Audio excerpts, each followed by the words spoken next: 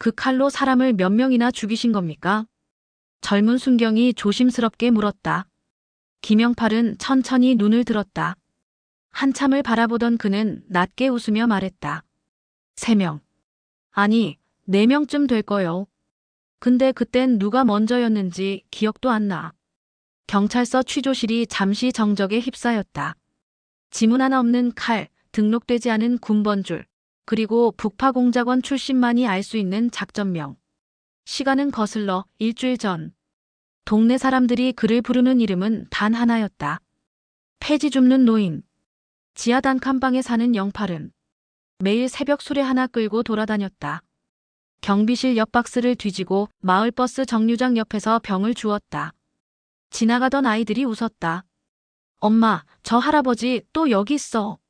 맨날 폐지만 줍네. 완전 거지야. 그는 아무 말도 하지 않았다. 굽은 허리, 주름진 손, 떨어진 고무장갑.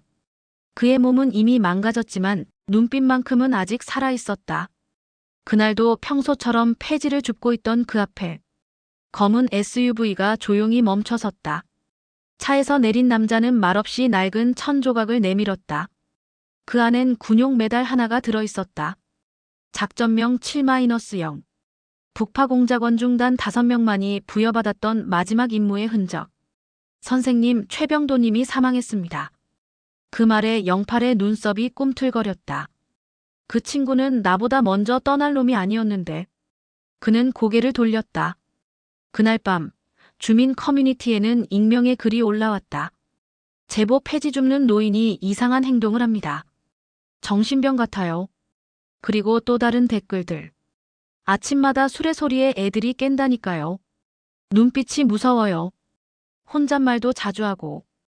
혹시 전과자 아냐? 소문은 퍼졌고 다음날 누군가는 그를 몰래 정신보건센터에 신고했다. 그는 아무 말 없이 폐지만 주었다. 하지만 그날 밤 그는 벽장을 열고 전투용 칼과 군번줄, 작전 지령서를 꺼냈다. 최병도가 죽었다면 이제 남은 건 나 하나뿐이군. 창밖엔 눈이 조용히 내리고 있었다. 어둠 속 그는 칼날을 천으로 닦았다.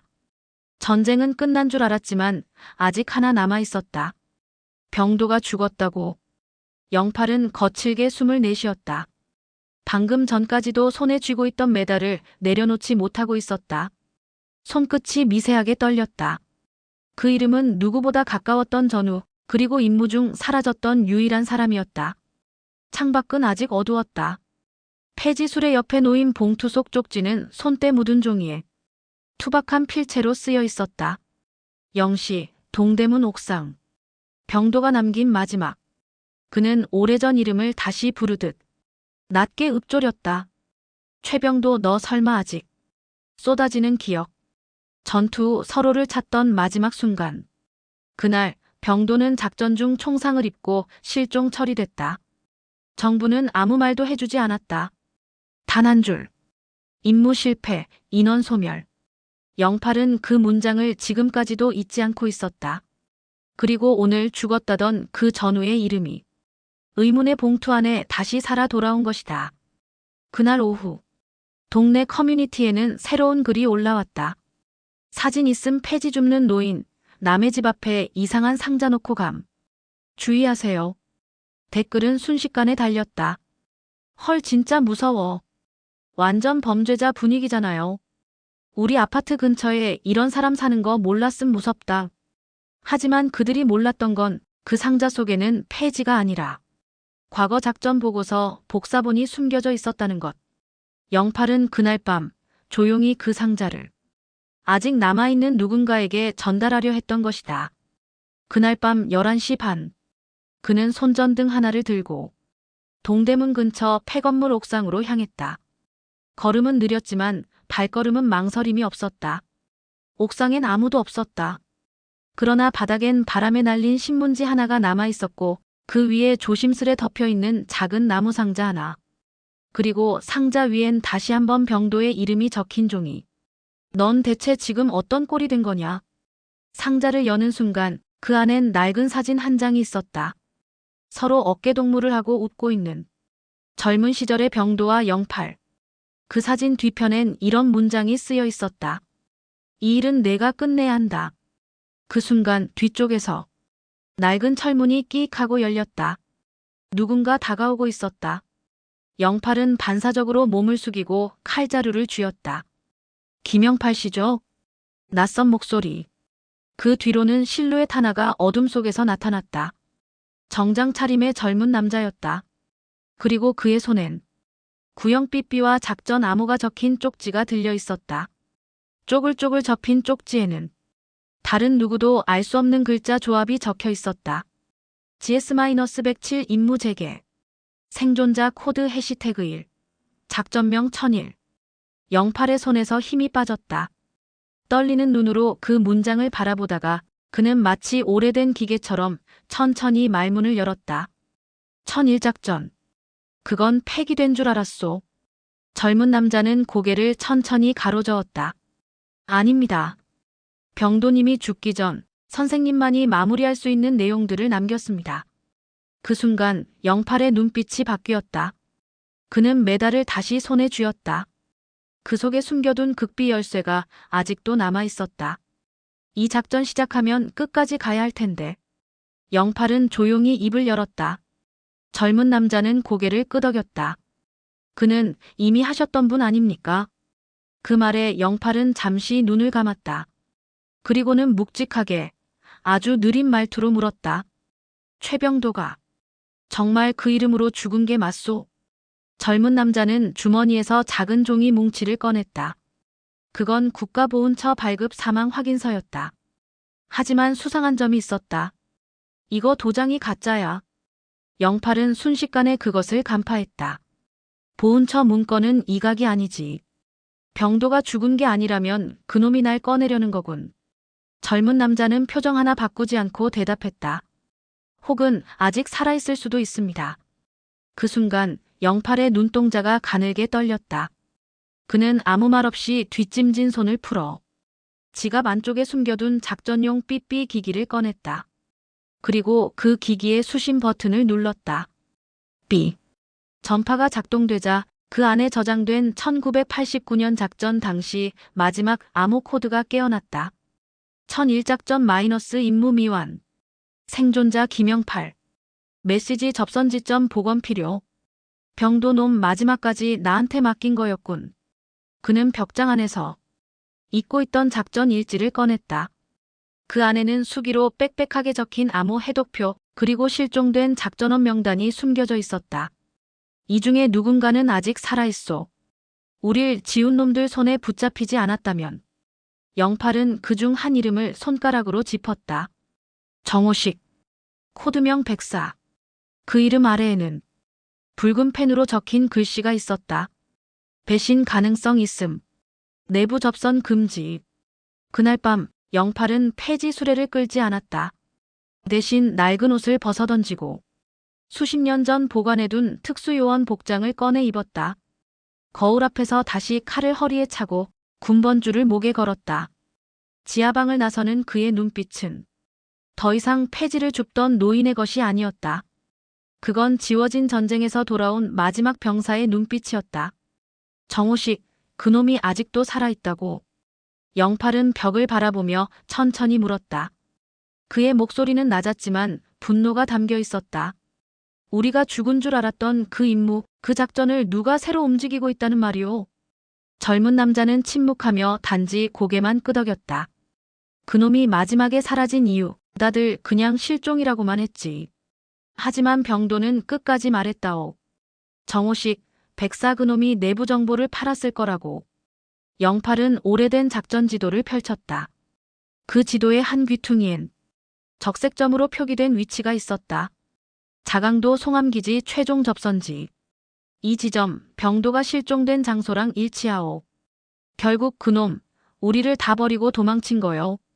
그는 천천히 앉아 수첩을 꺼냈다. 거기엔 오래전 요원들의 실명과 코드명이 적혀 있었다. 그리고 백사의 이름 옆에는 붉은 X 표시. 내가 마지막으로 본 건 그놈이 우리를 등지고 숲 쪽으로 도망치던 뒷모습이었소. 그날의 잿빛 장면이 머릿속을 스쳤다. 열악한 통신, 적군의 추격 그리고 피투성이가 된 병도를 안고 있던 자신. 그때 병도는 형님 백사가 우리를 팔았어요. 그 말을 끝으로 정신을 잃었고 곧이어 폭발이 일어났다. 그 뒤로 병도는 실종. 그리고 백사 정호식도 행방불명. 그는 지금까지도 그날 병도의 입술에서 들은 마지막 한마디를 잊지 못했다. 작전은 끝나지 않았어요. 밤이 깊어갈 무렵 영팔은 낡은 스쿠터를 끌고 도심 외곽으로 향했다. 옛 전우와 마지막으로 연락이 닿았던 성북구 망월동 88식당 창고. 그곳은 과거 요원들이 작전 후 접선하던 공간이었다. 낡은 판잣집 창고는 지금도 쓰레기와 먼지가 뒤엉켜 있었다. 하지만 천장 한쪽을 들어올리자 군용 무전기와 해독 장비가 조용히 잠들어 있었다. 아직 숨 쉬고 있었구먼. 그 순간 무전기에서 짧은 전파음이 들렸다. 삐삐. 그리고 이어진 단문 암호. 백사 서울 입성. 암호명 V102. 복원 개시. 놈이 먼저 움직였군. 그는 몸을 굽혀 무전기를 다시 껐다. 이제 그와 정호식. 남은 두 사람의 전쟁이 시작된 것이다. 그놈이 움직였다는 건 벌써 누군가 하나쯤은 죽었단 소리요. 영팔은 무전기를 천천히 내려놓으며 중얼거렸다. 벽장 구석에서 꺼낸 소형 금고를 열자. 그 안에는 낡은 플로피 디스크 하나가 들어있었다. 검은 테이프 위에는 희미한 글씨가 쓰여 있었다. 1989작 전기밀병 도최종. 그는 허공을 바라보며 말했다. 병도야, 너 이걸 끝까지 숨겼구나. 백사는 결국 이걸 노렸던 거야. 디스크는 30년도 더 된 포맷. 일반 컴퓨터에선 인식조차 되지 않는 구조였다. 그는 곧장 작전 연결책에게 전화를 걸었다. 나야. GS-107 관련 디스크를 확보했다. 복원 가능하겠나? 상대는 몇 초간 침묵한 뒤 짧게 대답했다.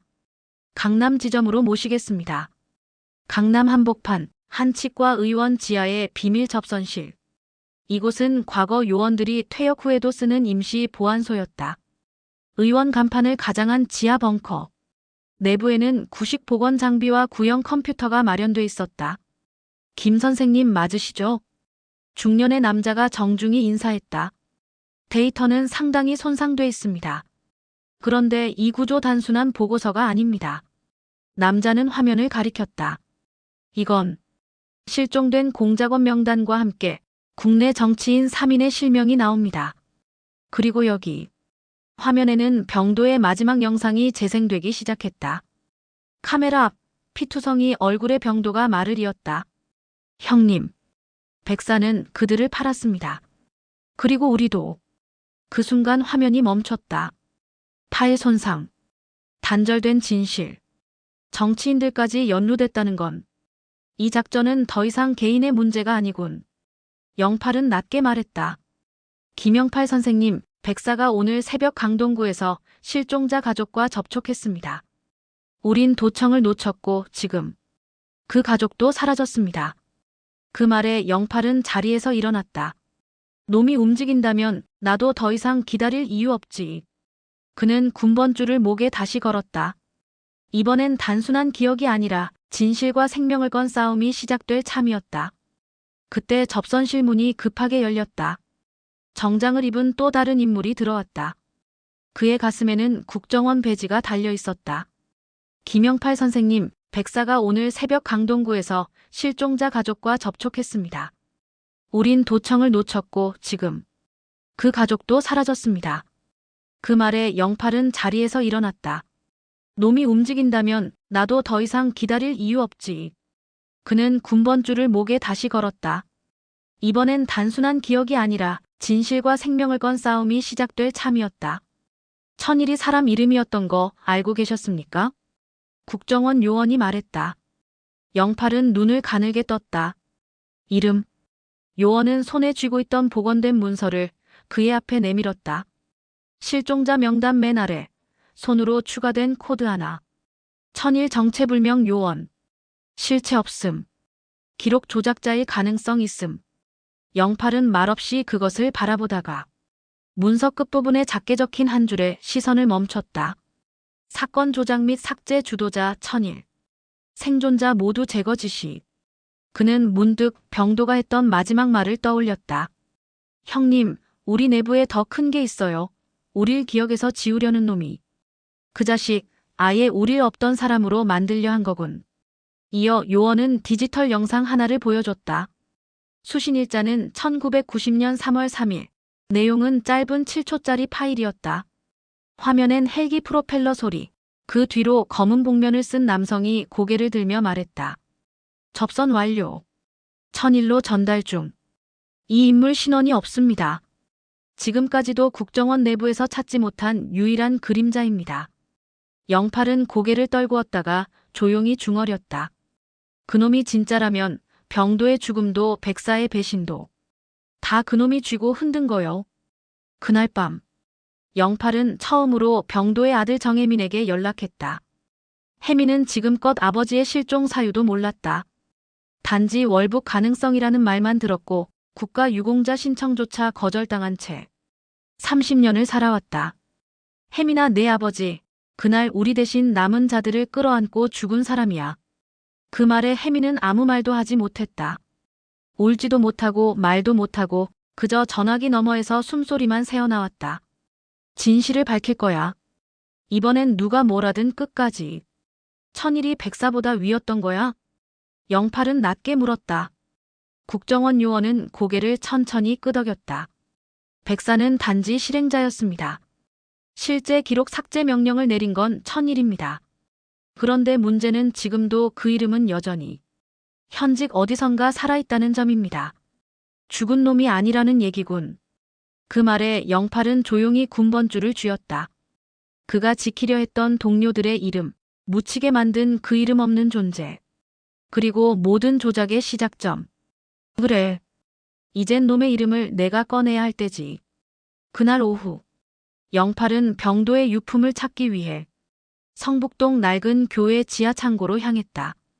그곳은 과거 백사와 병도가 접선했던 공간으로 알려져 있었지만 당시엔 철거 직전이던 장소였다. 낡은 사다리를 타고 내려간 지하실. 녹슨 선풍기, 망가진 의자, 그리고 벽 한켠에 감춰진 작은 서랍장. 그 안에는 병도가 남긴 미완의 편지와 플로피 한 장이 있었다. 편지는 누렇게 발해 있었고 글씨는 번져 있었지만 마지막 구절은 또렷했다. 이름 없는 자가 우리를 죽였다. 그 이름 너만이 꺼낼 수 있어. 영팔은 곧장 보건실로 향했다. 디스크를 인식시킨 화면에는 파일이 아닌 한 줄의 좌표만이 나타났다. 37.59291, 127.0092. 좌표. 국정원 요원이 말했다. 이 위치 북악 스카이웨이 근처입니다. 그 장소는 과거 고위직 요원들이 회의하던 비공식 회동지였다. 그놈이 이쪽을 향해 오고 있다는 뜻이요. 그날 밤 영팔은 북악산 산책로에 섰다. 작전 지도로 접선 위치를 재확인하며 입을 굳게 다물었다. 병도야. 내가 남긴 이름 내가 끝까지 밝힌다. 김영팔 씨, 오늘은 혼자 오셨습니까? 그 목소리는 예상보다 부드러웠다. 북악 스카이웨이 접선지 낡은 정자 아래에서 그가 마주한 인물은 양복 차림의 백발 노인. 그리고 그 얼굴은 오래전 사진 속 지휘본부에서 검은 마스크로 얼굴을 가렸던 천일 그 자체였다. 이제야 얼굴을 보여주네. 영팔은 단호하게 말했다. 그의 손은 군번줄을 쥔 채 미세하게 떨렸다. 넌 왜 그랬냐? 우릴 왜 다 지우려 했냐? 천일은 조용히 입꼬리를 올렸다. 기록되지 않은 자가 살아남는 법을 가르쳐준 거요. 병도는 너무 착해서 죽었지. 넌 그냥 쓰레기야. 나라가 아니라 자기 목숨만 지키려 한 반역자일 뿐이야. 그 순간 정자 주변에서 발소리가 들렸다. 국정원 요원들이 모습을 드러냈다. 그리고 그들 가운데 백사 정호식의 얼굴이 보였다. 너도 여기 있었냐? 영팔이 말했다. 정호식은 어정쩡하게 웃으며 고개를 떨궜다. 난 그냥 살아남고 싶었을 뿐이요. 병도를 버렸잖아. 영팔의 눈빛이 차가워졌다. 요원들이 천일과 백사를 둘러쌌다. 한 요원이 조용히 다가와 영팔에게 속삭였다. 선생님. 천일은 과거 국가기록 삭제, 임무 유공자 말소, 불법 자산 운용까지 모두 연결된 혐의로 체포됩니다. 천일은 마지막까지 웃었다. 내가 날 죽이진 못하겠지. 넌 아직 군번을 안 벗었으니까. 맞아. 난 아직 군인이야. 영팔은 고개를 끄덕였다. 그래서 나는 기록을 복구하지, 지우지 않아. 며칠 뒤, 병도의 아들 정혜민은 국가유공자 직계 승계 확인서를 받았다. 병도의 이름은 복원됐고 묻혔던 작전은 다시 기록으로 남겨졌다. 정호식은 비공개 법정에서 국방기밀 유출죄로 실형 선고. 천일은 모든 작전 자료와 자산 내역과 함께 언론에 실명 공개. 그리고 김영팔. 그는 다시 폐지 수레 옆에 앉아 있었다. 하지만 이번엔 그를 향한 사람들의 시선이 달라져 있었다. 할아버지, TV 나왔어요. 나라 지킨 영웅이라던데요. 저 사람 옛날에 진짜 군인이었대. 그것도 엄청 대단한 작전했대요. 영팔은 수레에 앉아 햇살 아래 조용히 웃었다. 병도야. 우릴 잊은 사람은 있었지만 우리의 이름을 지운 사람은 이제 없단다.